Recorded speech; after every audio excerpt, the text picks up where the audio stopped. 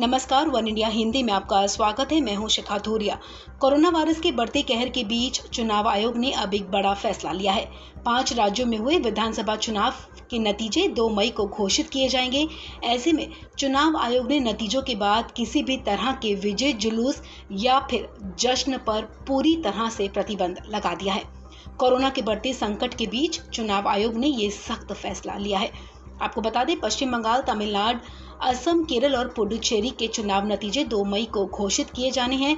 4 राज्यों में चुनाव संपन्न हो चुका है, जबकि बंगाल में एक चरण की वोटिंग बाकी है। ऐसे में चुनाव आयोग की तरफ से ये बड़ा फैसला लिया गया है। कोरोना का संकट पिछले कुछ दिनों में तेजी से बढ़ा है। ऐसे में चुनावी रैलियों में उमड़ी भीड़ पर लगातार सवाल खड़े किए जा रहे थे।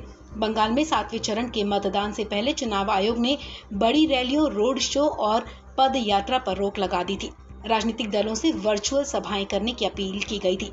इसके साथ ही वोटिंग से 72 घंटे पहले ही प्रचार बंद करने का निर्देश दिया था। ऐसे में अब जब वोटिंग खत्म होने को है तो चुनाव आयोग की तरफ से काउंटिंग डे की तैयारियां की जा रही हैं।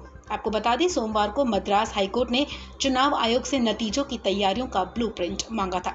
मद्रास हाईकोर्ट ने चुनाव आयोग को फटकार लगाई थी। हाईकोर्ट ने याचिका की सुनवाई के दौरान कहा था कि कोरोना की दूसरी लहर के लिए पूरी तरह से चुनाव आयोग जिम्मेदार है।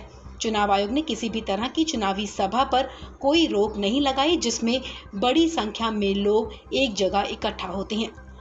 हाईकोर्ट के द्वारा चुनाव आयोग की आलोचना के एक दिन बाद अब चुनाव आयोग ने 2 मई को नतीजों के बाद किसी भी तरह के विजय जुलूस या जश्न पर पूरी तरह से बैन लगाने का बड़ा फैसला लिया है। इस खबर में फिलहाल इतना ही। तमाम अपडेट्स के लिए आप बने रहिए वन इंडिया हिंदी के साथ।